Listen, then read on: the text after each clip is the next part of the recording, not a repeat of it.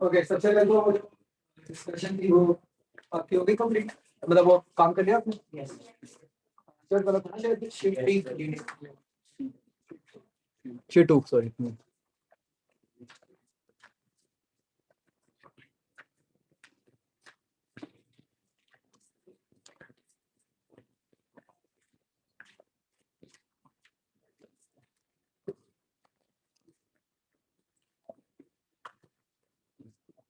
यही वाली थी ना बच्चों?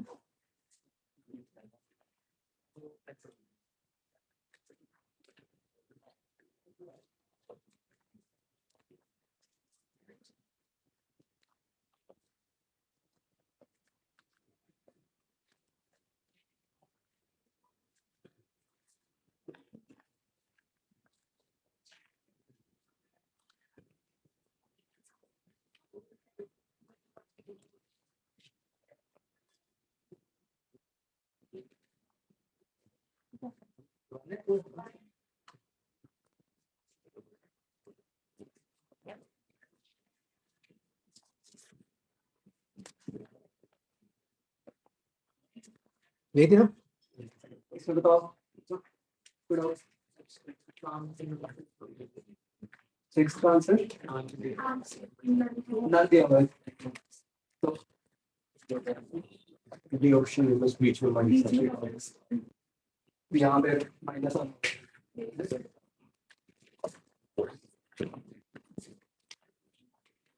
आगे 7 हो गया बच्चों। ओके, आगे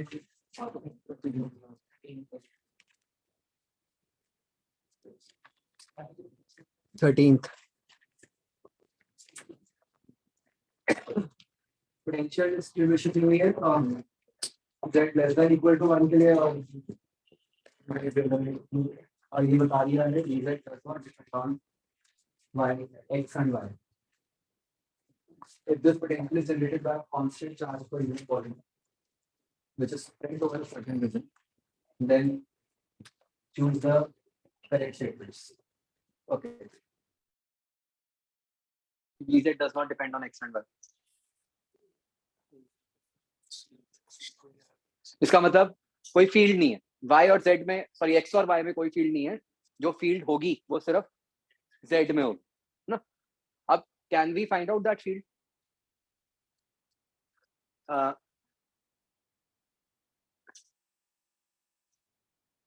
वो फील्ड कितनी आती है बच्चों? जैसे जस्ट फॉर अ मोमेंट हम 1 मिनट के लिए z को पॉजिटिव वाला केस लेके करते हैं सॉल्व, ताकि अभी मॉड का चक्कर ना पड़े।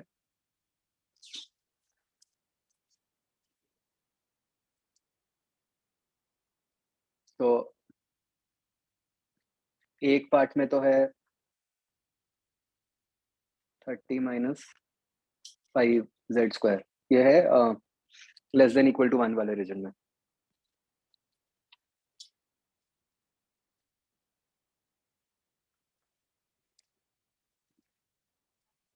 हमें दिया हुआ है कांस्टेंट चार्ज पर वॉल्यूम में। वैसे इस सिचुएशन से बच्चों आप क्या समझ रहे हो, किस टाइप की सिचुएशन होगी? मतलब कैसा चार्ज किस तरीके से होगा? मतलब ऐसे तो क्लियरली ये तो समझ आ ही रहा है ना कि जो वेरिएशन है वो मतलब z इक्वल टू -1 से लेके +1 के बीच में ही कुछ पड़ा होगा, है ना?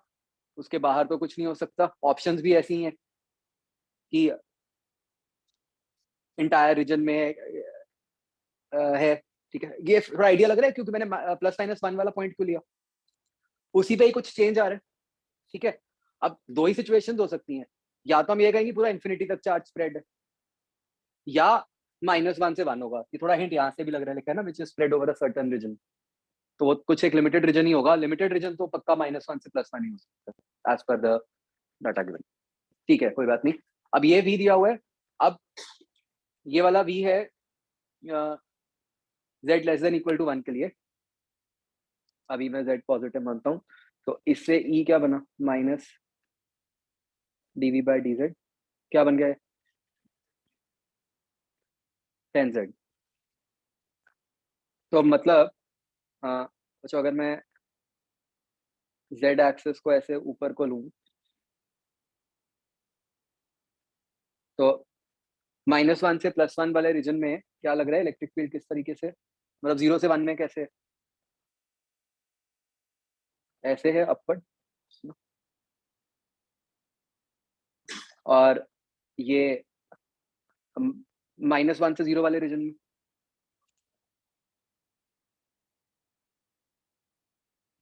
कुछ ऐसा लग रहा है। ओके, ऐसे ही जब मैं दूसरा सिचुएशन लेता हूँ, मतलब z ग्रेटर देन 1, वहां पे e क्या आ रहा है,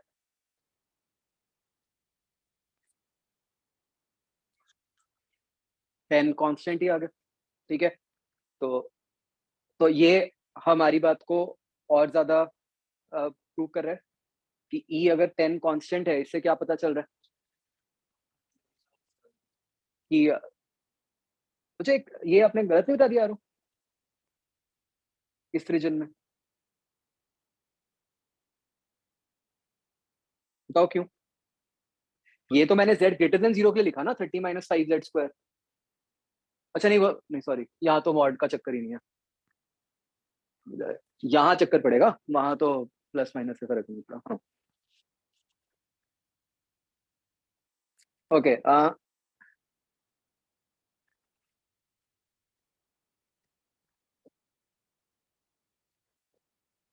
यस, तो वहां पे ई 10 आ गया, तो ई कांस्टेंट आ रहा है, उससे हमारी ये थ्योरी की कुछ कांस्टेंट चार्ज ही होगा, वो और बात सही लग रही है कि जो चार्ज है वो इस रीजन के अंदर ही होगा, ठीक है। तो डेफिनेटली जो आंसर लग रहा है किसमें से होगा, 2 या 3 में से, ठीक है। अब कैसे निकाला जाए आंसर, क्या किया जाए, गॉसियन सरफेस बना देते हैं एक इस टाइप की,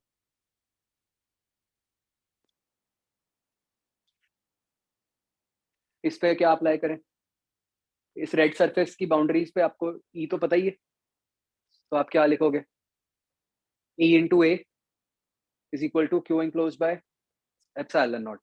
तो यहाँ से आपका क्यू आया इन टर्म्स ऑफ ए नहीं पता अभी हमें, लेकिन हमें क्या चाहिए, रो।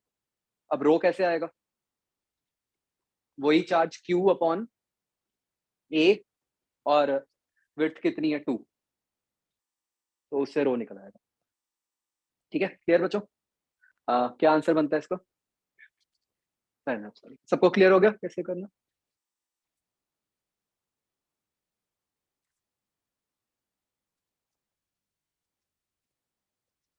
आगे।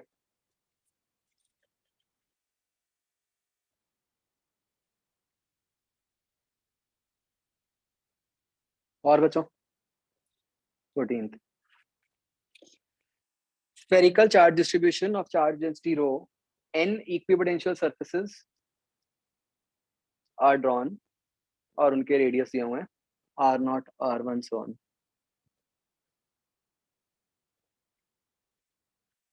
If the difference in radii of the surfaces is constant for all values of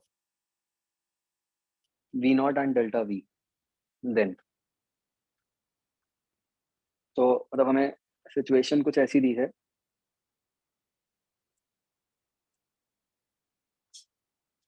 कि ऐसे देयर आर मल्टीपल सरफेसेस, जैसे इसका अगर r0 है तो इसका v0 है, इसका r1 है तो v1 है। इक्वी पोटेंशियल सरफेस की क्या इंपॉर्टेंस लग रही है बच्चों, वो तो सिंपली स्फेरिकल है ना, और कोई इक्वी पोटेंशियल से, वो तो हम ये मान ही रहे ना कि इस पूरी की पूरी सरफेस का v0 है, तो इसका v1 हो गया v0 प्लस डेल्टा v।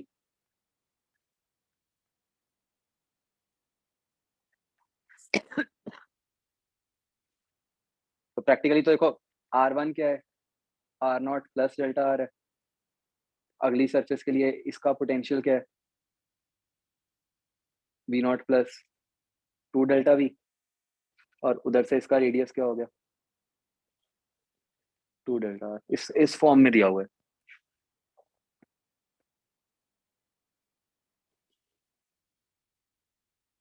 मतलब क्या किस टाइप की बच्चों कंडीशन लग रही है?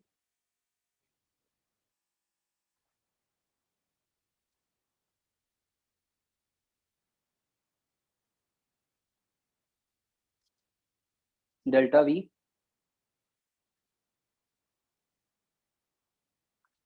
कोई नहीं, लिख के देख लो। अगर हम इन कोई भी दो सरफेसेस का पोटेंशियल डिफरेंस निकालें,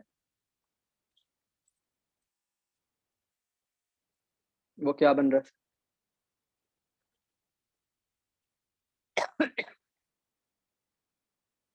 सबट्रैक्ट करेंगे तो डेल्टा वी आएगा, मतलब कोई भी दो सरफेसेस के बीच में पोटेंशियल डिफरेंस जो है वो कांस्टेंट है ना?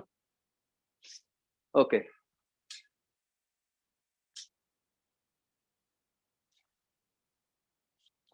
कैसे प्रोसीड करें, क्या कंडीशन बनाओगे?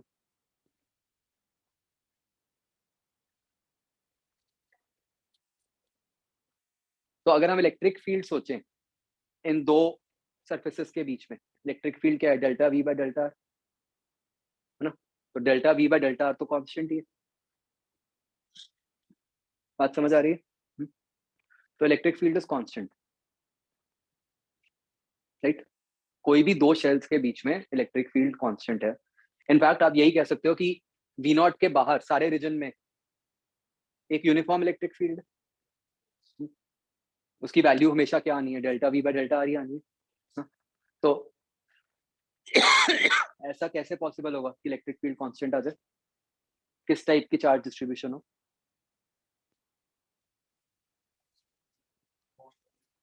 हम्म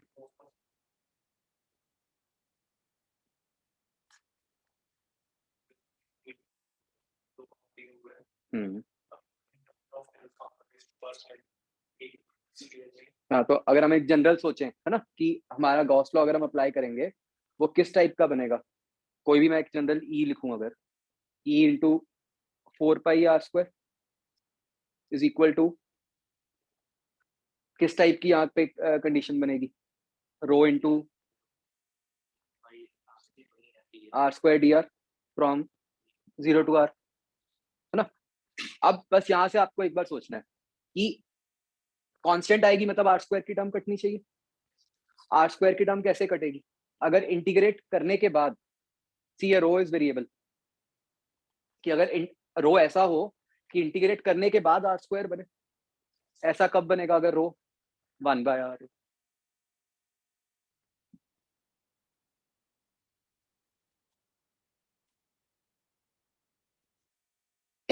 अंडरस्टूड? आगे,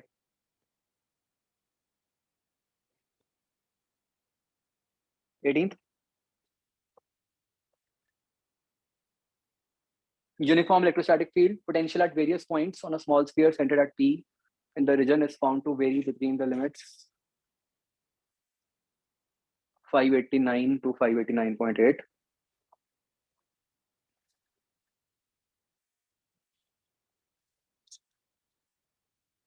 What is the potential at a point on the sphere whose radius vector makes an angle 60 degree with the direction of the field? Okay, तो सबसे पहला तो हमें पता चल गया कि यूनिफॉर्म फील्ड, इस यूनिफॉर्म फील्ड के अंदर हमने एक स्फीयर बनाया, स्मॉल लिखा हुआ है, लेट्स सी उसकी कोई इंपॉर्टेंस है कि नहीं है। बच्चों मान लो फील्ड ऐसे को है, ठीक है? इससे क्या पता चल रहा है आपको कि in the direction of field potential decreases. आपको कहा है कि ये दो लिमिट्स हैं, इसके हिसाब से सबसे ज्यादा पोटेंशियल कहाँ पे होगा? लेफ्ट मोस्ट पॉइंट पे होगा। ये कितना हो गया? 589.8। और सबसे कम इधर हो जाएगा, 589 हो जाएगा। ठीक है जी? तो यहाँ पे शायद स्मॉल का काम आ रहा है। तो अगर आपके पास ये पोटेंशियल है डिफरेंस, तो आप फील्ड निकाल सकते हो स्मॉल अज्यूम करते हुए। तो ई कितना बन गया आपका? 0.8/2r बन गई।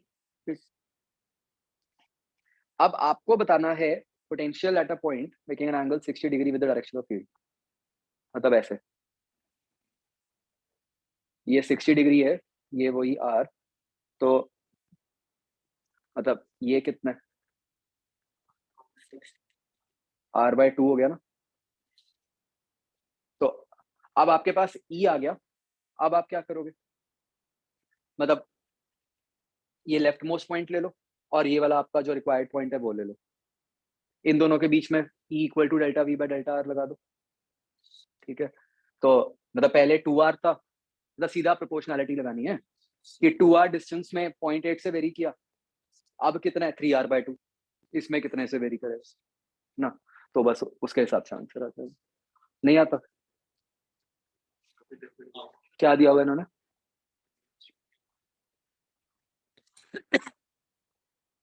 2r में 0.8 वेरी किया, तो r में कितना किया 0.4,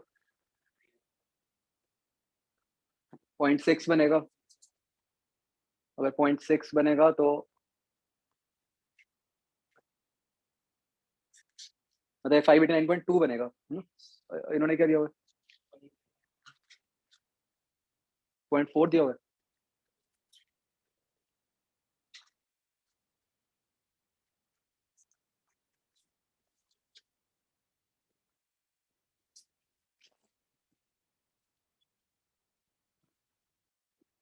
नहीं, कुछ और तो इसमें कुछ नहीं।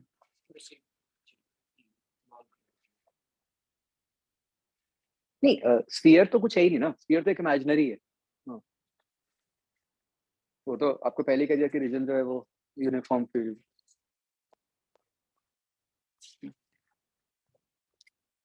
कुछ इज दिस डन।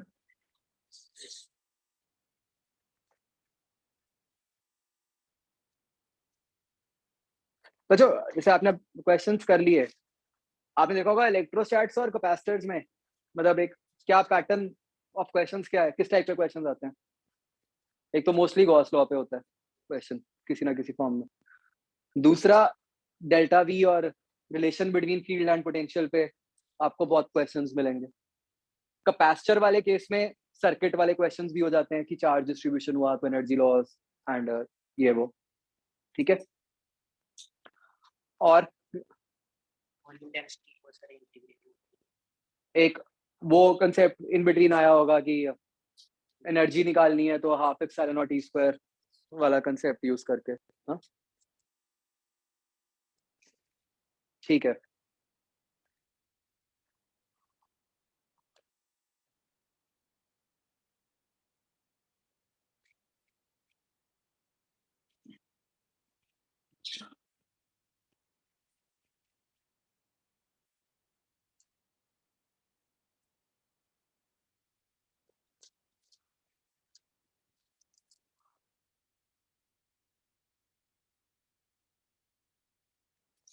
ओके।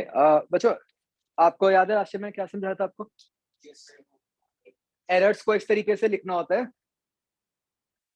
बच्चों एक मॉड वाली बात समझो, मॉड किस तरह से अप्लाई करना होता है। अंडरलाइंग एम क्या होता है मॉड लगाने का, कि सारी टर्म्स आपकी ऐड होनी चाहिए। एम इज कि all terms should be added, है ना। मतलब हो सकता है delta R1 delta R2 positive ही होते तो इसकी कोई सिग्निफिकेंस ही ना होती मॉड की, बट डिपेंडिंग अपॉन की कैसी सिचुएशन है सिग्निफिकेंस हो भी सकती है। एक बार ट्राई करो बच्चों, ये और एक्सप्रेशन है, इसमें आप मतलब डेल्टा एक्स का एक्सप्रेशन किस टाइप का बनेगा।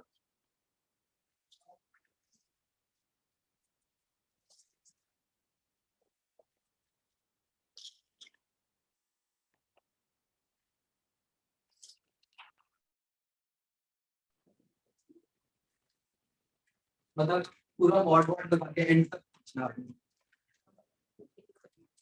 मतलब आपको नहीं पता कि जो डेल्टा ए है डेल्टा बी है डेल्टा सी है या फिर डेल्टा डी है वो पॉजिटिव है या नेगेटिव।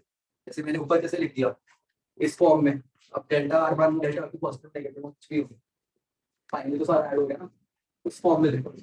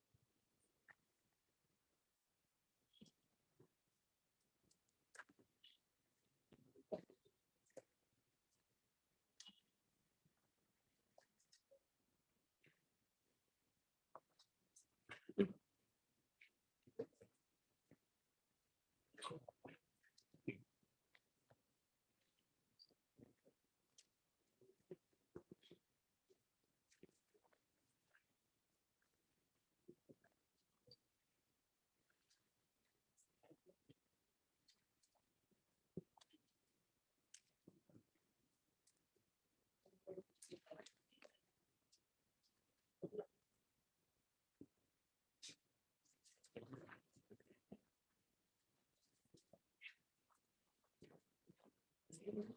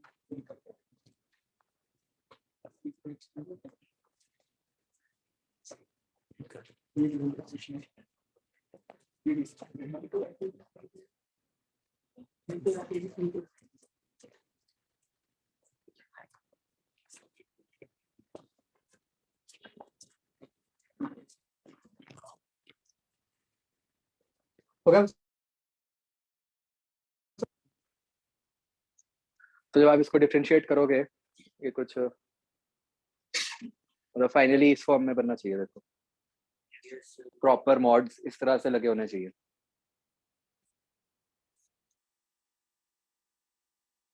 चेक करो, पक्का कुछ ना कुछ गलत किया होगा। हाँ वो ठीक है। सी स्क्वायर को आपने बाहर लिख दिया, वोंट मैटर। बाकी सारी टर्म्स मॉड के अंदर होनी चाहिए। किस किस का बिल्कुल ठीक था? ठीक है, तो वो आप वो समझ गए मेरा एम, जो मैं कहना चाह रहा था। क्या गलती होती है कि मॉड्स किस तरह से प्लेस करने हैं, है ना। इसमें एक जनरल रूल नहीं लगा सकते हम कि हम कहेंगे सबके आगे मॉड लगा दिया। मॉड इस तरह से प्लेस होना चाहिए कि मतलब हर टर्म ऐड होनी चाहिए, राइट। मतलब इसलिए मैं इसको I can not give any statement और आपको कोई रूल लिखा दूं कि है, ये फिजिकली समझना पड़ेगा केस टू केस। ठीक है। और बच्चों ये केस मुझे बहुत ही इंपॉर्टेंट लगता है क्योंकि ये अभी तक आया नहीं है आईआईटी में। ठीक है, स्टैंडर्ड तो अब बहुत आ गए जो आप प्रोडक्ट रूल और ये वो, ठीक है, इस टाइप का नहीं आया जहाँ पे बहुत ध्यान रखना है।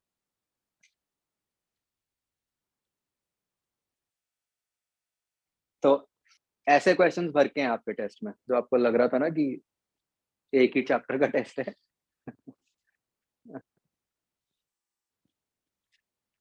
क्लियर? ऐसे ही एक बार इस पे ट्राई करो। मैं एक ना वो आपसे डिस्कस भी करना चाह रहा था कि जैसे टेस्ट में वर्नियर कैलिपर वगैरह भी है। अब एक ऑप्शन हम ये सोच सकते हैं कि जैसे नेक्स्ट वीक आपकी मतलब सॉर्ट ऑफ 2 छुट्टियाँ हैं, फ्राइडे, सैटरडे। कुछ भी कह लो, winter break, new year break. तो नेक्स्ट वीक आपकी फ्राइडे, सैटरडे क्लास नहीं है, ठीक है? वो जो क्लासेस होंगी पहले 4 दिन है। संडे जो आपका क्या हुआ? नहीं, मैंने तो ये कहा कि फ्राइडे, सैटरडे छुट्टी है, देखो, और मैंने कुछ नहीं कहा कि क्लासेस के बारे में। तो एक बार सोचना कि क्या ऐसा कर सकते हैं कि ये टेस्ट आप भी तब दे दो फ्राइडे को। ज़्यादा तो होगा, इसमें कोई शक नहीं।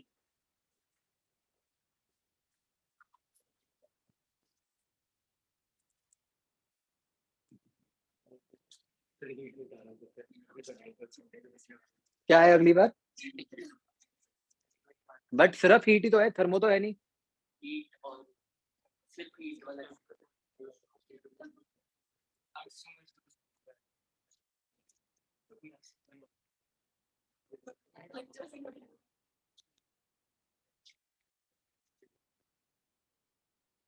ये ना एक्चुअली बड़े वो चल रही है, अब समझ नहीं आ रहा कि फेब में होगा, नहीं होगा। ना हो तो थोड़ा रिलैक्स कर सकते हैं, बट अब वो तो कुछ नहीं है, ऐसे ही। 99% फेब में नहीं हो सकता, जो हालात हैं, क्योंकि अगर हम मतलब सारा मैथ मतलब चलें, पैटर्न को फ़ॉलो करें, जिस तरह से इंडिया में पहले हुआ है, जिस तरह में बाहर की कंट्रीज़ में अभी हो रहा है और जैसे इंडिया में चल रहा है, फेब में तो पीक एक्सपेक्टेड है। 15 Feb is the expected peak of Omicron. तो देयर इज़ नो चांस कि तब वो हो जाए। और सब वैसे ही शुरू हो गया है, जैसे अभी डबल हो गए केसेज़। पटियाला में भी आ गए कन्फर्म। बाहर से आए थे, उनके अभी एक्चुअली मतलब अंदर की न्यूज़ ये है कि इन्होंने टेस्ट लेके दिया हुआ है कन्फर्म करने के लिए कि वो ओमिक्रॉन है कि नहीं, जो मुझे पता है कल रात को लेटेस्ट। तो फेब तो बहुत ही अनलाइकली है। तब क्या करें जब तक पता नहीं। एक बार सिस्टम हिलता है फिर तो बहुत पंगा है ना। क्या नहीं, वो तो अब अपन क्या कर सकते हैं। अरे, आप तो ऐसे करो, मैंने डिसाइड करना है सारा कुछ। वो तो अपने हाथ में थोड़ी होता है, मैं तो पिछले साल भी ना करूं। करता अगर होता। वो तो अगर अब बंद ही हो गया। एंड प्रॉब्लम ये है कि सबसे पहले स्कूल्स और इंस्टीट्यूट ही बंद होते हैं। नहीं, आप देखना, विद इन 10 डेज शुरू हो जाएंगे रिस्ट्रिक्शन लगनी। नाइट कर्फ्यू से स्टार्ट करते हैं ना ये सबसे पहले।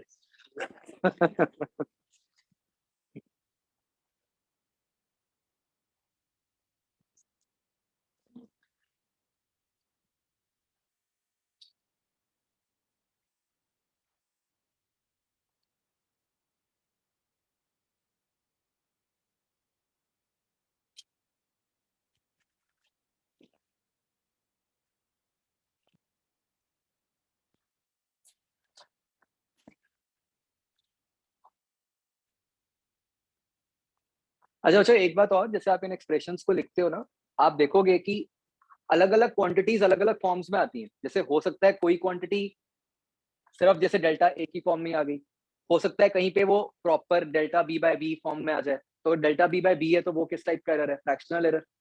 तो वो जो इन्फॉर्मेशन दी होती है ना, वो ऐसी दी होती है। डोंट गेट कंफ्यूज कि उन्होंने ऐसे दिया होगा कि ए में मतलब एब्सोल्यूट एरर दिया होगा, बी में फ्रैक्शनल एरर दिया होगा। तो वो ऐसे ही दिया होगा जैसे जैसे आपको फाइनली जरूरत पड़ेगी। तो आप फर्स्ट स्टेप पे कंफ्यूज नहीं होना देखते कि भाई इसका ऐसे दिया, इसका वैसे दिया।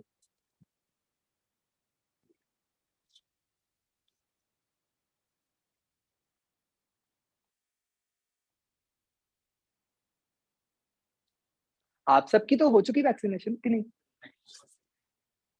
अच्छा, तुम तो छोटे हो अभी। हाँ।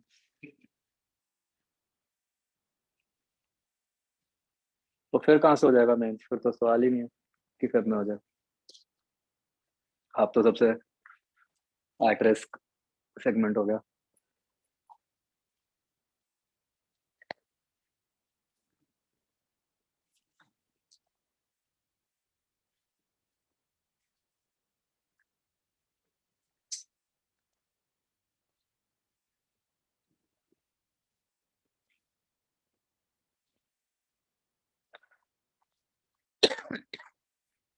हाँ बच्चों, डन।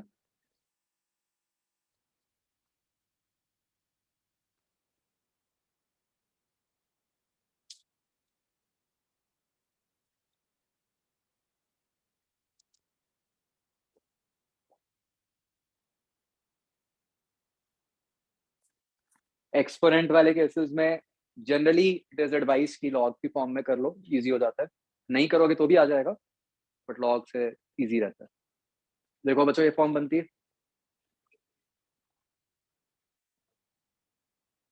हाँ, उसके ऊपर मोर डेल्टा है।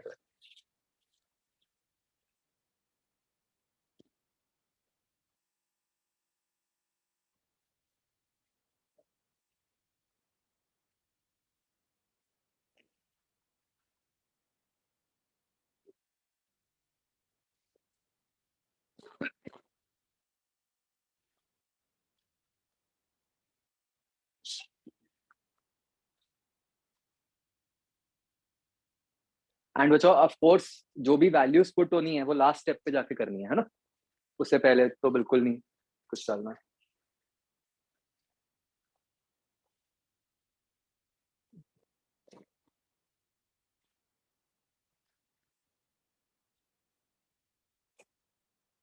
क्लियर बच्चों?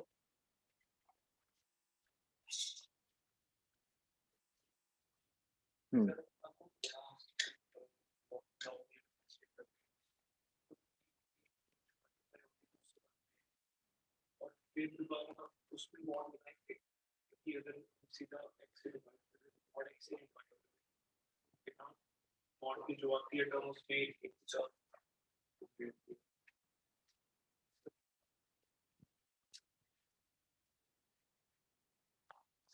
ये एक्सप्रेशन में क्या आता है? इसको तो डिवाइड करके मॉड लगा सकते हैं, जो ये ए बाहर है, इसको मॉड में ही लिखेंगे। तो फिर हम एक्स से डिवाइड करेंगे, मॉड एक्स से। जब यहाँ डिवाइड करते हैं तो मॉड ए बाय ए आता है।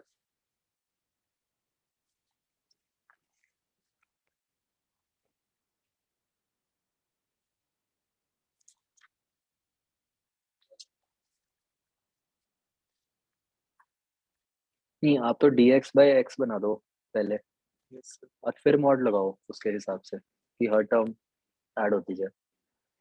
मतलब पहले सिर्फ इस पे मत लगाओ।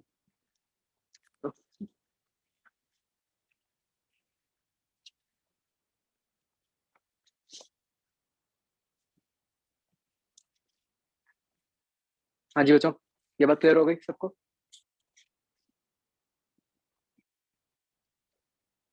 ठीक है, this is very very important, ये वाला पार्ट, एरर्स वाला।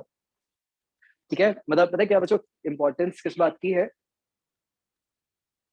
The maths is not tough, concept सोचना है आपको, है ना, कि अंडरलाइन कंसेप्ट मैं आपको बता रहा हूँ फिर से। कीप इन माइंड कि जब आप ये टर्म्स लिख रहे हो तो आपको ये सोचना है, दो मेन बातें। एक तो वो वाली बात जो मैंने आपको पिछली क्लास में समझाई थी कि एक्सप्रेशन इस तरीके से लिखना है कि सारी टर्म्स इंडिपेंडेंट हो। ठीक है, और दूसरी बात ये कि हर टर्म ऐड होनी चाहिए। ये दो की पॉइंट्स हैं, राइट?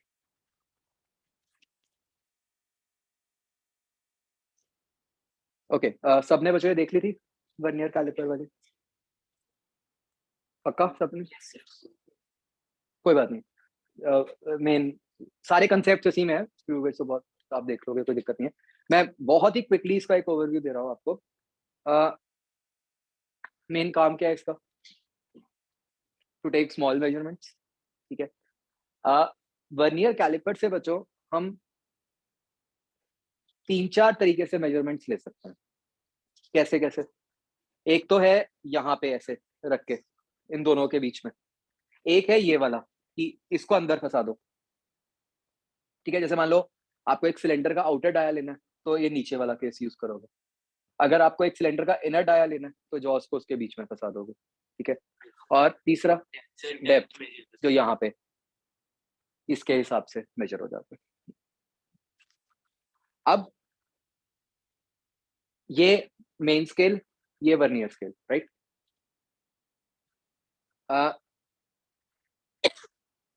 बेसिकली क्यों हम ये डिवाइस बना रहे हैं कंपेयर टू हमारे पास एक नॉर्मल स्केल भी होता ही है, इसका एडवांटेज क्या है कि इसकी लीस्ट काउंट कम होती है, राइट। अब होगा क्या बच्चों, जो मेन स्केल है उसके कुछ ना कुछ डिविजन्स हुई होंगी, उसके हिसाब से आपको मेन स्केल के यूनिट्स पता चल गए जो भी हैं, ठीक है। तो जैसे हमने एग्जांपल लिया कि भाई मेन स्केल जो है let's say it is some A unit.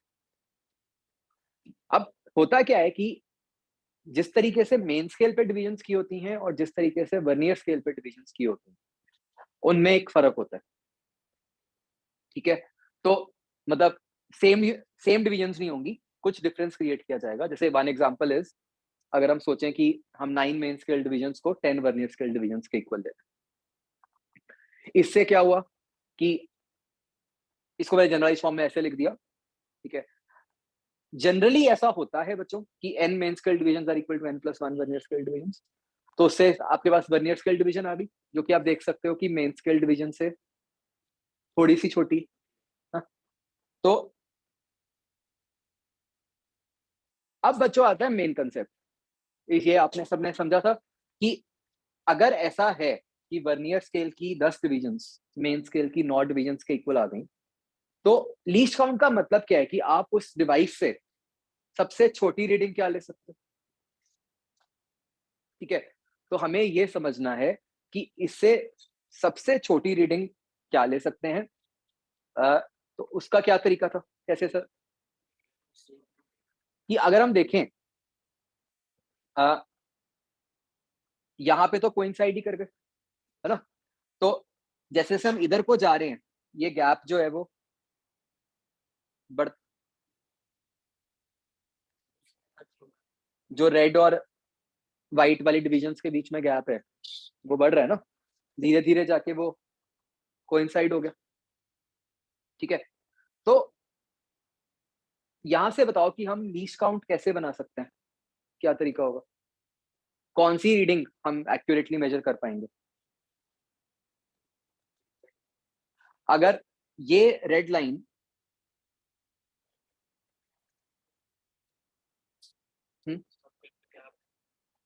मैं कह रहा था कि ये मार्किंग्स बनी हुई हैं, एक बार बच्चों बेसिक से सोचो, बिल्कुल ये मार्किंग इस तरह से बनी हुई है, ये वाइट की मार्क, ये मेन स्केल की मार्किंग्स हो गई ऊपर, नीचे ये जो मार्किंग्स हैं ये वर्नियर स्केल की मार्किंग्स हैं। हम वर्नियर स्केल को मूव करते हैं ओवर द मेन स्केल, ठीक है। तो ये डिविजन्स मूव करेंगी। तो हमें ये समझना है बच्चों ध्यान से कि हम छोटी से छोटी कितनी डिस्प्लेसमेंट को एक्यूरेटली मेजर कर पाएंगे।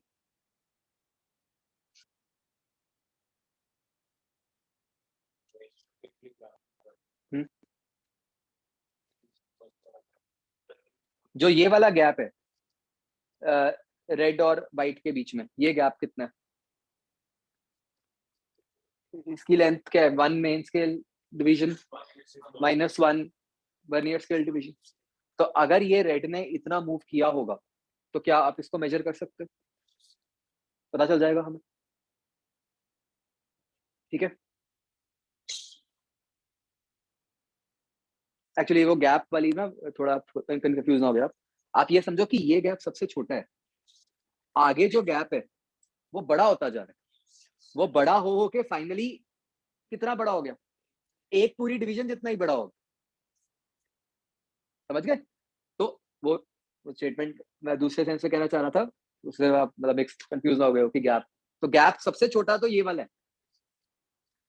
ना, क्योंकि आप ये देखो जो अगला गैप है वो कितना है, वो तो 2 main scale division minus 2 vernier scale division. तो सबसे छोटा गैप आप इससे कितना रीड कर सकते हो, 1 main scale division minus 1 vernier scale. तो जो ये सबसे इंपॉर्टेंट कंसेप्ट है इसका, ठीक है। क्यों, क्योंकि अगर कोई वेरिएशंस क्रिएट की जाएंगी ना क्वेश्चंस में, वो इसके बेसिस पे की जाएंगी। मतलब जो स्टैंडर्ड वर्नियर कैलिपर है उसके लिए तो 1 MSD माइनस 1 VSD बन जाता है। बट अगर हम कोई नॉन स्टैंडर्ड वर्नियर कैलिपर लेते हैं, ठीक है, तो आपको उसके फिगर से समझना पड़ेगा फिजिकली कि भाई सबसे छोटी रीडिंग आप कौन सी ले सकते हो। ये बात समझ आ रही है बच्चों? ठीक है, तो लीस्ट काउंट क्या बन गई इसकी? 1 main scale division minus 1 vernier scale division. तो हम बच्चों कोई भी इंस्ट्रूमेंट जो पढ़ते हैं, सबसे पहला पार्ट तो हम उसका ये पढ़ते हैं कि उसकी लीस्ट काउंट क्या है। लीस्ट काउंट का वंस अगेन मीनिंग क्या है? सबसे छोटी वैल्यू जो आप उससे मेजर कर सकते हो। अब नेक्स्ट पार्ट आता है कि चलो ये आपने निकाल लिया, तो जो स्टैंडर्ड केस के लिए बच्चों निकल के आएगी 1 MSD माइनस 1 VSD, जिसमें अगर हम वैल्यूज पुट करेंगे तो A over N plus 1 बन जाएगा। Again please remember it is for standard case only. अगर कोई वेरिएशन होगी उसके हिसाब से क्या होगा, फिर ये डिराइव करना पड़ेगा आपको।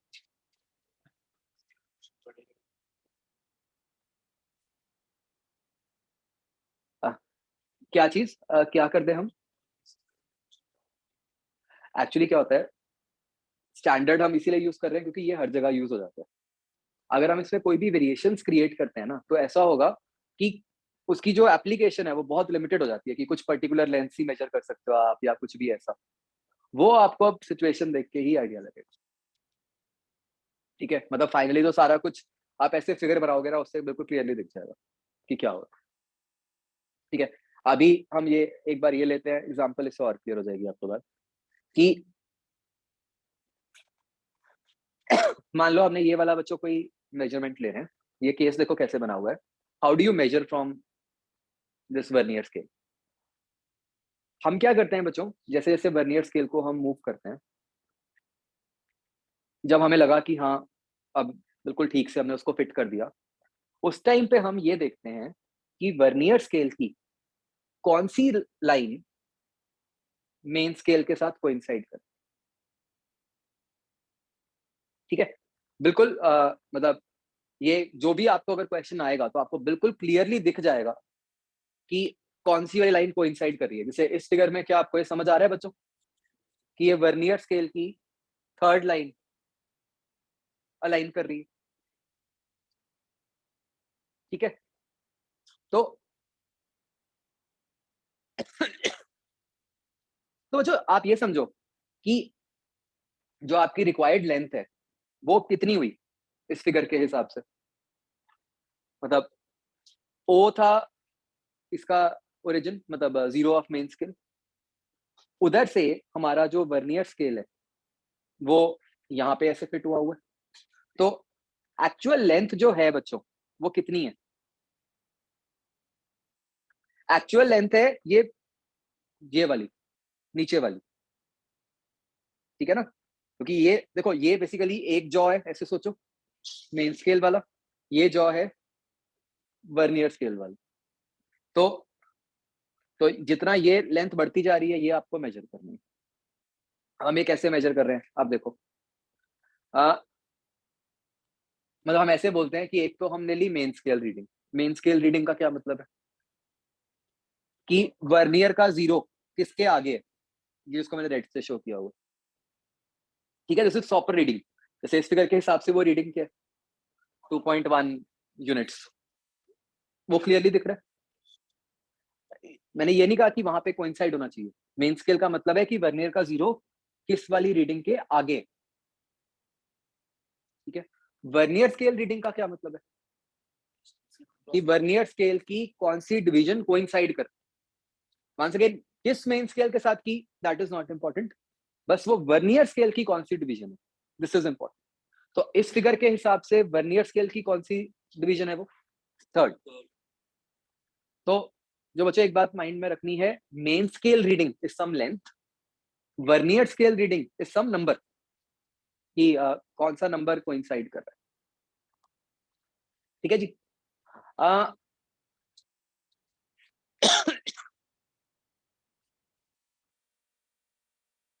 अब बच्चों मान लो मुझे ये ब्लू लेंथ मेजर करनी है। ठीक है, मेरे पास कोई फॉर्मूला नहीं है, क्या तरीका होगा इसको? हम्म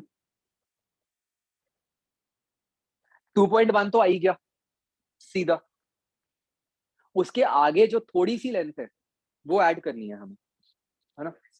इस फिगर के हिसाब से देख सकते हो कि वो जो थोड़ी सी लेंथ है वो क्या है, L1 minus L2, right? What is L1 from this figure? That is equal to 3 main scale divisions. What is L2? 3 vernier scale divisions. तो हमारी रिक्वायर्ड लेंथ क्या होगी, ये तो पहले ही आ गई, ठीक है। तो ये तो पहले ही आ गई मेन स्केल रीडिंग, इसके अंदर क्या ऐड करना है, plus 3 vernier, 3 main scale division minus 3 vernier scale, ठीक है। तो देखो ये ऐसे लिखा जाएगा, मेन स्केल रीडिंग प्लस वो 3 जो क्या था, वो क्या था, vernier scale reading into least count. Least count क्या था, MSR minus MSD minus VS।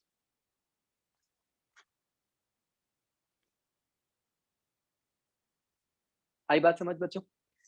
तो ये है बिल्कुल जो स्टैंडर्ड केस है उसके लिए। यहाँ पे बच्चों एक बात समझने वाली जो है मेन, वो ये है कि मैंने ऐसा बोला कि हम सिर्फ वर्नियर स्केल की रीडिंग देखते हैं जो कोइंसाइड कर रही है, और हमने उसी से ही मल्टीप्लाई कर दिया सीधा लीस्ट काउंट को। ऐसा क्यों,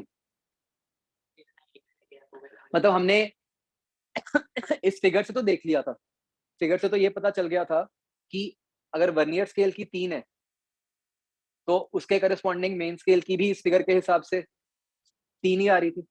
तभी आपने 3 MSD माइनस 3 VSD किया, ठीक है। ये बात समझ आ रही है? क्या इस बात को आप प्रूव कर सकते हो कि अगर वर्नियर स्केल की कोई भी nth डिवीजन कोइंसाइड करेगी कभी भी किसी भी केस के लिए, तो हमेशा आपका फॉर्मूला जो आपकी रिक्वायर्ड लेंथ होगी वो हमेशा ऐसे ही बनेगी कि n into MSD minus BSD। In other words, क्या ऐसा पॉसिबल हो सकता था कि वर्नियर स्केल की जो थर्ड डिवीजन है वो मेन स्केल की सेकेंड डिवीजन के मतलब मेन स्केल की किसी और डिवीजन के साथ कोइंसाइड कर जाती? कुछ ऐसा हो रहा है ना कि वर्नियर स्केल की डिवीजन मेन स्केल की ऐसी डिवीजन के साथ ही कोइंसाइड कर रही है जिससे कि जब हम वो लेंथ लिखते हैं L1 माइनस L2, वो 3 MSD माइनस 3 VSD बन रही है। तो can you prove this somehow? How?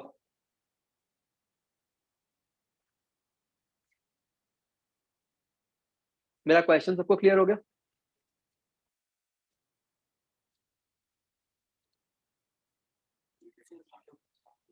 हाँ, वो लिखा हुआ है, राइट। ये सबको समझ आ रहा है कि किस तरह से किया है, कि जो L1 है दैट लाइज बिटवीन, ये तो पक्का है कि जो L1 है वो 3 VSD से 4 VSD के बीच में ही लाई करेगी। क्यों? अगर L1 4 VSD से बड़ा होता फिर तो वर्नियर स्केल की कोई दूसरी कोइंसाइड करी जाती, है ना। ये जो L1 लेंथ है ये L2 से बड़ी है, L2 क्या है 3 VSD, बट उससे अगली से तो छोटी ही होगी, नहीं तो वर्नियर स्केल की और डिविजन्स बीच में फंसती इसमें। तो L1 जो है वो 3 VSD से 4 VSD के बीच में लाई करता है। इसको अगर मैं जनरलाइज कर दूं कि ये पॉइंट समझ आ रहे हैं कैसे लिखा, कि L1 जो लेंथ है वो है क्या, वर्नियर स्केल का n जो था कुछ number of divisions into main scale division, वो लाई करेगा 3 VSD और 4 VSD के बीच में, विच मीन्स की जो n लाई करना चाहिए वो लाई करना चाहिए बिटवीन 3 VSD ओवर MSD से लेके 4 VSD ओवर MSD। क्या ये पॉइंट समझ आ रहा है बच्चों? तो अगर आप ध्यान से देखो, जिस तरीके का हम VSD ओवर MSD की रेशो लेते हैं जनरली, जैसे मैंने ऊपर जो लिया था 1 मिनट के लिए, ऐसे मान लो कि 10 VSD was equal to 9 VSD MSD, तो VSD ओवर MSD क्या बन गया 9/10। तो n की वैल्यू क्या बनी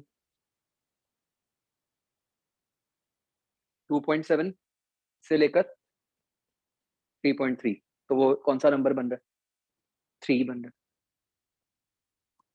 please understand this concept very carefully.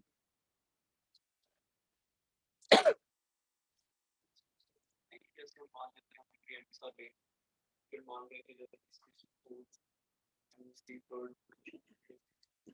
Proceed कर रहे हैं, तो एमएसडी जो बीएसडी कोइंसाइड कर रही है, उससे फिर जो लेंथ आती है वो 4 एमएसडी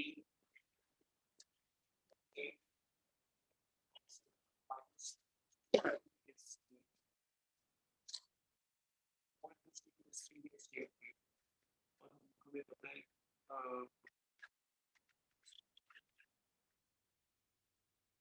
वो एक प्लेन स्केल डिवीजन से ज्यादा होगी। वो उसी बेसिस पे ही पता है, अगर हम वो अज्यूम कर रहे हैं कि जो स्टैंडर्ड।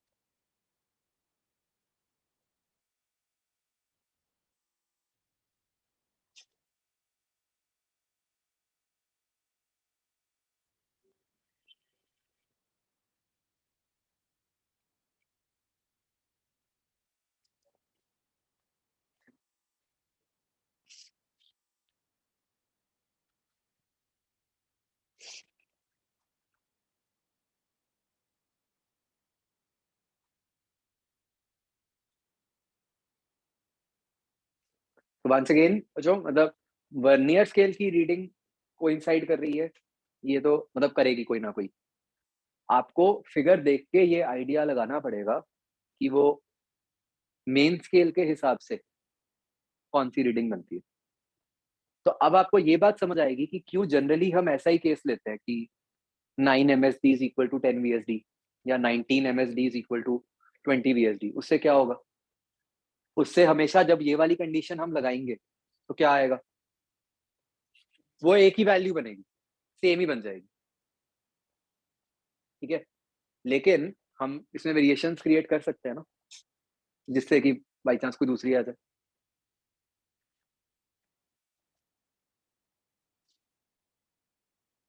आ रही है बात समझ।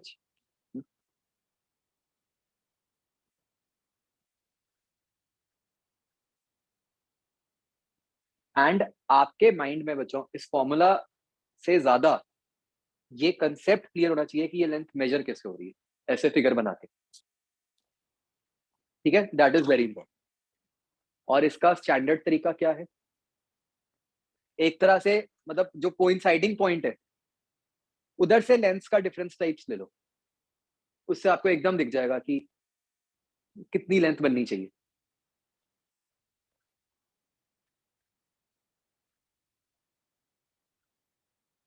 Is this thing clear.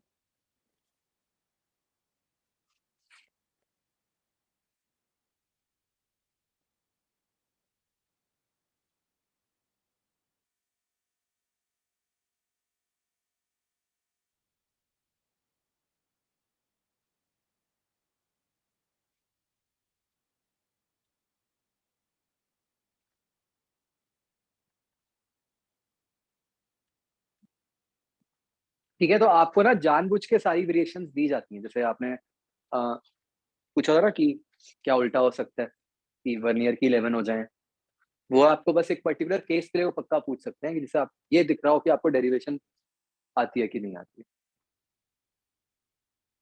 So there are two derivations involved.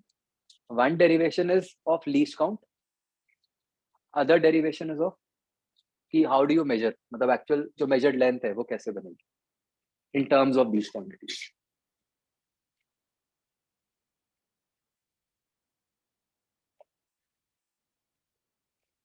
Clear so far?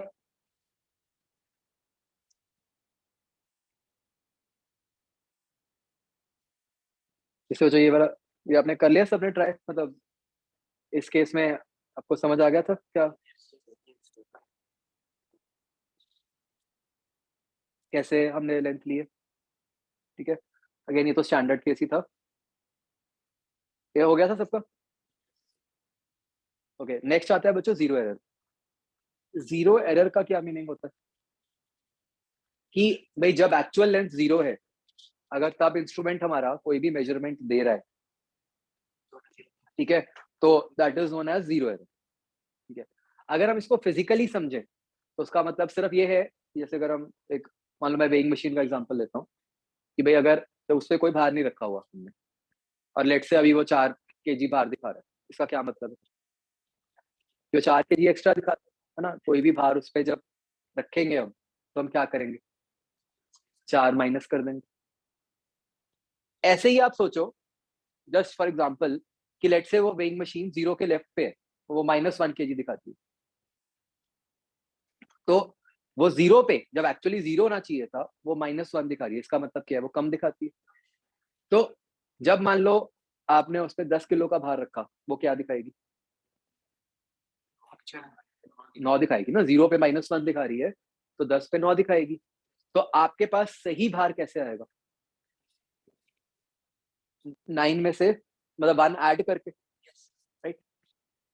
या ऐसे बोले -1 सब्ट्रैक्ट करके ना?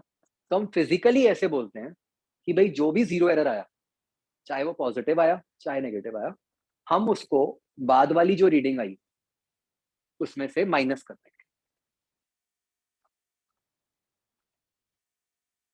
क्या ये बात समझ आती है बच्चों? तो अब जीरो एरर आपको पता कैसे चलेगा कि जब जॉस टच कर रहे हैं बिल्कुल, तब क्या रीडिंग दिखा रहा है हमारा स्केल?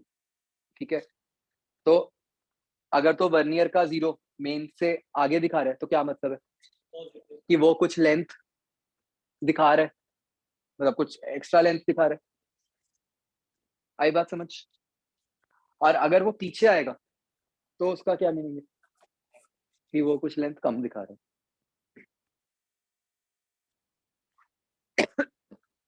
क्या ये बात समझ आई बच्चों? तो वो जो भी लेंथ होगी, हम क्या करेंगे? उसको सब्ट्रैक्ट करें।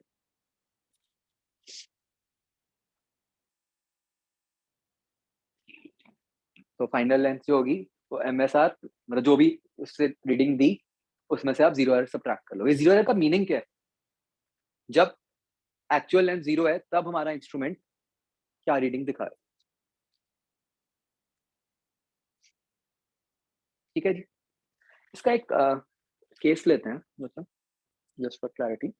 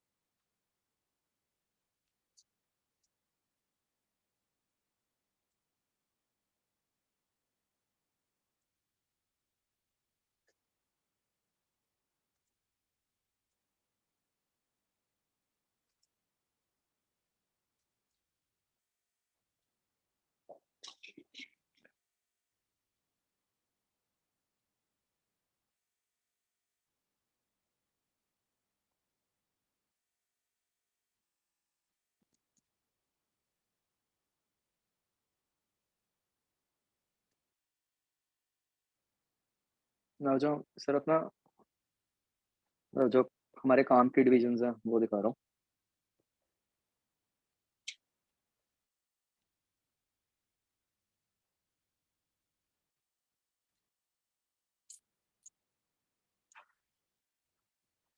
मान लो ये सिचुएशन है, ठीक है, वर्नियर का 0 लेफ्ट पे, 6 डिवीजन उसकी कोइंसाइड कर रही है। मैंने जान के डिवीजन हटा दी ताकि मतलब मैंने बताया नहीं कि कौन सी डिवीजन कोइंसाइड कर रही है, बट वो दे दिया 9 MST is equal to 10 VST। और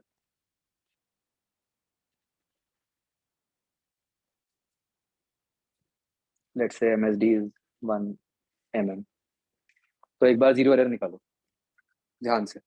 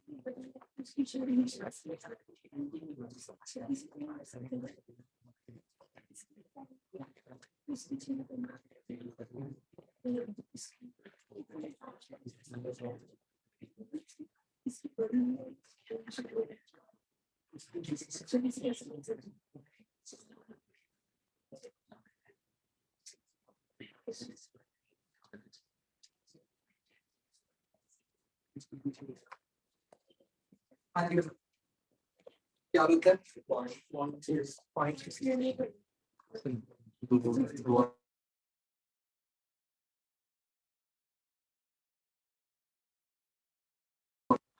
कंफ्यूजन हो गई तो क्या तरीका है? मैंने क्या बोला था? फिगर बनाओ, बेसिक से चलो बिल्कुल। यहाँ पे कंफ्यूजन क्या होएगी? एक ही कंफ्यूजन है ना कि एमएसडी क्या है, कि एमएसडी -1 लेना है कि नहीं लेना। क्या मैंने एक और कंफ्यूजन दे दी? चलो, मतलब मैं कह रहा हूँ किसी भी टाइप की कंफ्यूजन का आंसर कैसे निकलेगा? फिगर बनाओ। फिगर से जो आपकी लेंथ है इस फिगर में तो आपको दिख रहा है ना कि हमारे काम की लेंथ कौन सी है, कौन सी वाली है, नहीं लेंथ कौन सी है, दोनों जीरोस के बीच में जो गैप है वही लेंथ होती है ना, तो आप फिगर से निकाल लो कि वो लेंथ कितनी बनती है, इसमें क्या मुश्किल है।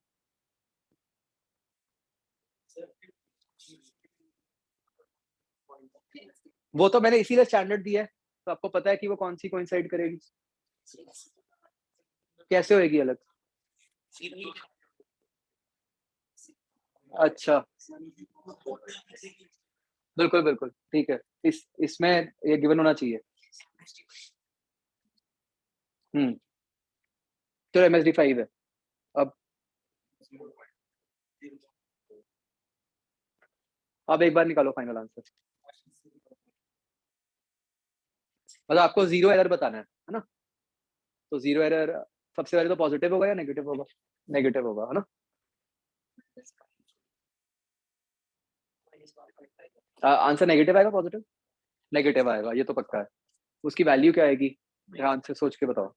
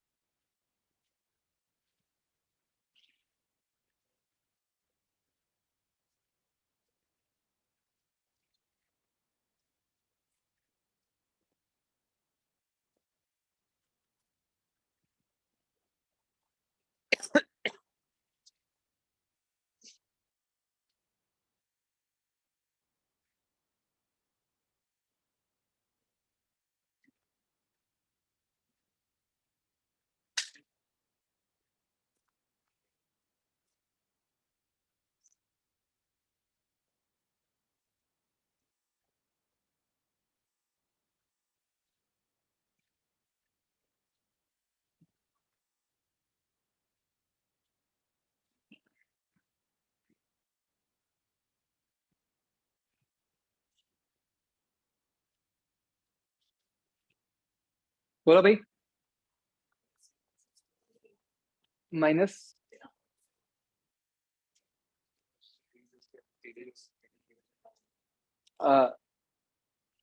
एक बार चलो फिगर से एक बार वेरीफाई कर लें क्या बननी चाहिए लेंथ, हमारे काम की लेंथ है ये वाली ना, ये लेंथ इस फिगर से क्या है 6 VSD -5 MSD ना, तो ये क्या बन गया 6 इंटू 0.9,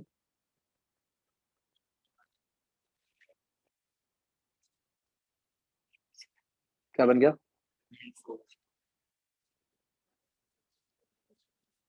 0.4 कैसे बना 6 5.4 तो 6.6 बना ना, अच्छा 5.4 सॉरी मुझे फोर्थ में।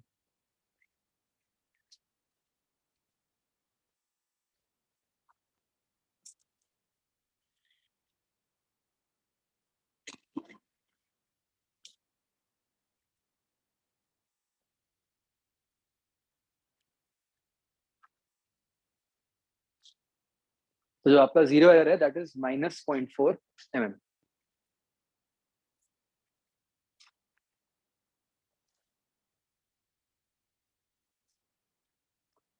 ठीक है, इसमें मतलब जो मैं जिस कंफ्यूजन की बात कर रहा था एक्चुअली वो ये थी कि अगर आप मतलब आप ऐसे सोचते कि मेन हम कि ये वाला फॉर्मूला लगाएंगे main scale reading plus vernier scale reading into least count वाला, तो मेन स्केल रीडिंग क्या लोगे आप, ऐसे पता नहीं चल रहा ना, तो फिर what is the better way, सीधा फिगर से लें। आई बात समझ बचो, हाँ वो तो ऑफ कोर्स गिवन होना चाहिए था कि कौन सी कोइंसाइड कर रही है, अदरवाइज तो कोई भी केस हो सकता था।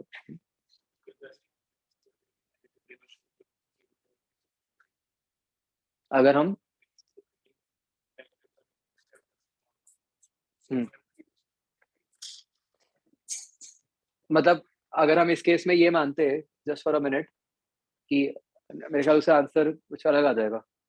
अगर हम ये मानते हैं कि मेन स्केल रीडिंग -1 है, उससे क्या आंसर बनता है? -1 plus vernier scale reading into least count से।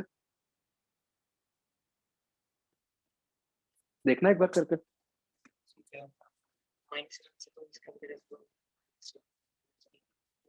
-1 plus vernier scale reading 6 into least count. ठीक है, उससे भी आ जाएगा, है ना? लीस्ट काउंट कितनी है इस केस में? 0.1 है।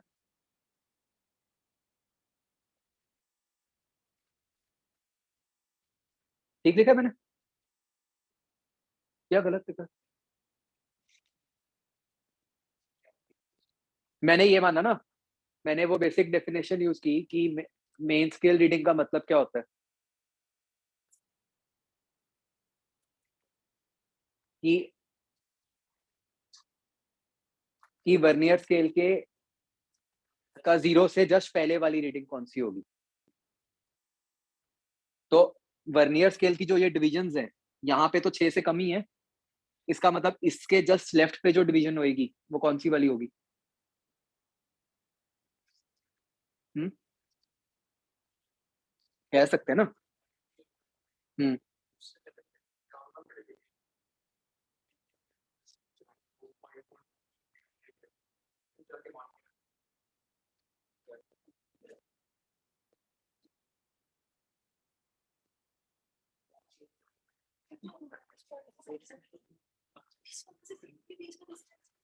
जो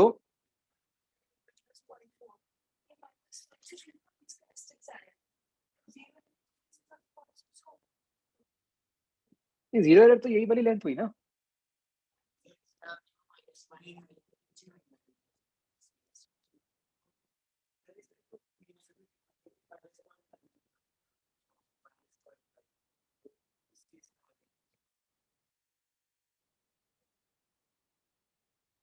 जो मेन स्केल रीडिंग है वो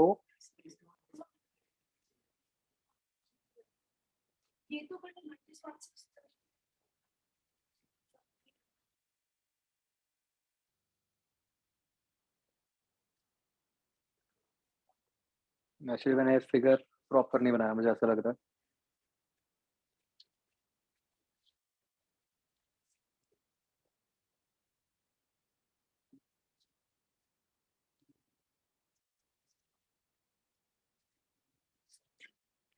हाँ, इसमें आप प्रॉब्लम ये है, जैसे आप सोचो ना, मान लो इस तरीके का मैं स्केल लूं, इसको मैंने लेफ्ट को मूव कर दिया लेट से, तो हमें ये नहीं पता चलेगा ना कि जो वर्नियर बाई मैंने वो बाई चांस ही अपने आप से पता नहीं कैसे -1 लिख दिया। आपको ये पता थोड़ी चलेगा कि देखो भाई बच्चों, कि वर्नियर का जो 0 है वो मेन स्केल वाले 0 कौन सी रीडिंग के राइट पे, वो सीधा तो नहीं पता चल रहा। मैं तो ऐसी मेरे को 0 से लेफ्ट -1 मैंने बोल दिया, बट वो कोई सेंस नहीं बना उसका, तो बाई चांस आंसर आ गया, तो वही गलती होगी। तो इसलिए क्या ध्यान रखने वाली बात है कि डायग्राम सही करना पड़ेगा। एक बार सोच लो बच्चों, तो इसमें कोई कंफ्यूजन? क्या कोशिश कर रहे हो आप लोग? यही है, कुछ और ही कर रहे हो? क्या बताओ इसमें क्या क्या चीज?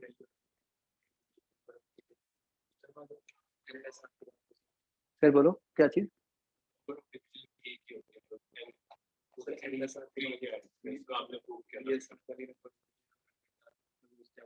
वो सेम आते हैं जो जनरल केस के लिए, मतलब। हम्म,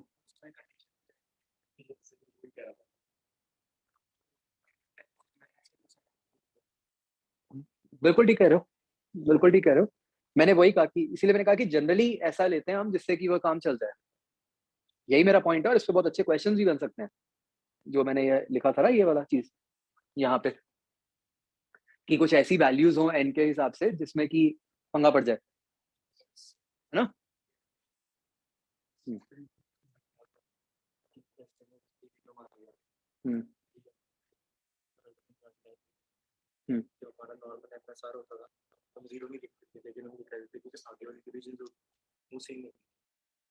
यही करते ना, जैसे यहाँ पे MSR होता था 0 की जगह 1 में MSR पीछे जो भी है, फिर आगे वाली नंबर ऑफ डिवीजन सेम होती है, तो हम ये छोटी वाली ये नहीं डाल सकते, ये मैंने जैसे, और उसके बाद ये 0 एरर है, तो 0 एरर प्लस एक्स, ये जितनी ये n डिवीजन है तो 6 माइनस n डिवीजन है, तो 6 minus n into L C equal to Z plus X, और x की वैल्यू हमें पता है, x की वैल्यू तो एल सी है, एल सी इंटू एल, तो उससे बना सकते हैं इक्वेशन।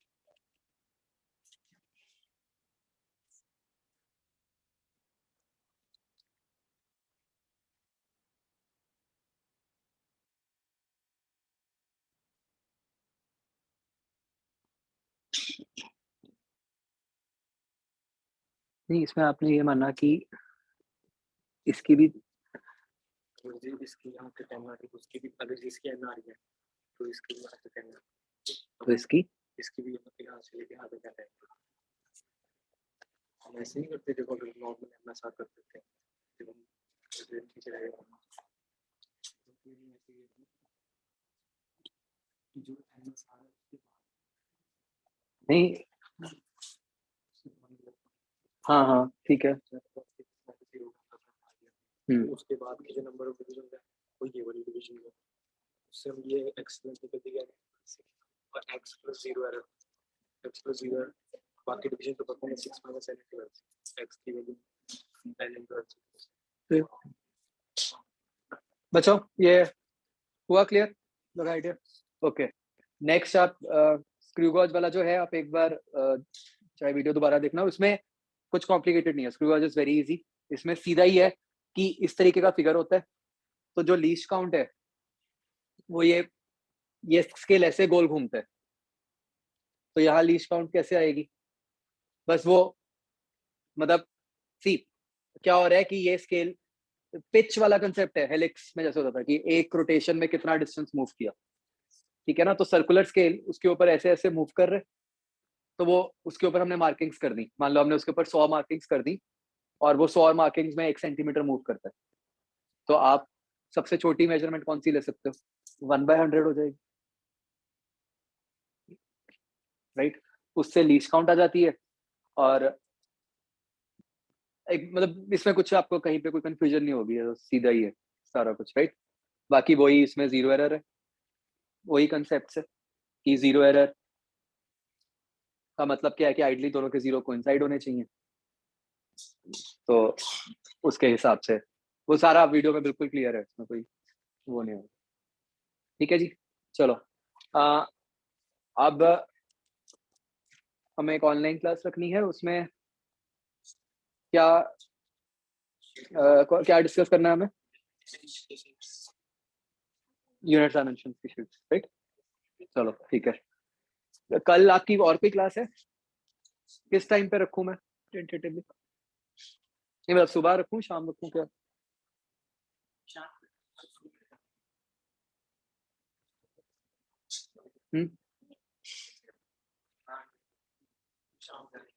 चलो ठीक है। हम्म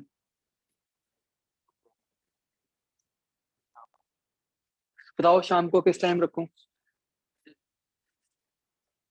शाम को 4 बजे ठीक है? मैं मैसेज करूंगा, वैसे टेंटेटिवली इट इज 4, ठीक है? अच्छा ऐसा है बच्चों, नेक्स्ट वीक ना शायद शुरू के 2-3 दिन मैं यहाँ पे नहीं हूँ, तो मैं आपकी क्लास ऑनलाइन लूंगा। तो वो ऑनलाइन मैं सोच रहा था कि यहीं से ही ले लूंगा मैं ऑनलाइन, मतलब आप यहीं पे ही बैठ के आपकी क्लास होएगी, मैं कैमरा लगवा रहा हूँ यहाँ पे, ठीक है? तो आई कैन सी यू ठीक है, आपको मैं दिख जाऊंगा, तो और उस कैमरा में ही माइक लगा हुआ है, तो आपने तो बिल्कुल नॉर्मली ऐसे ही बोलना है, डाउट मुझे समझ जाएगा, इस तरह चला लेंगे काम, ठीक है?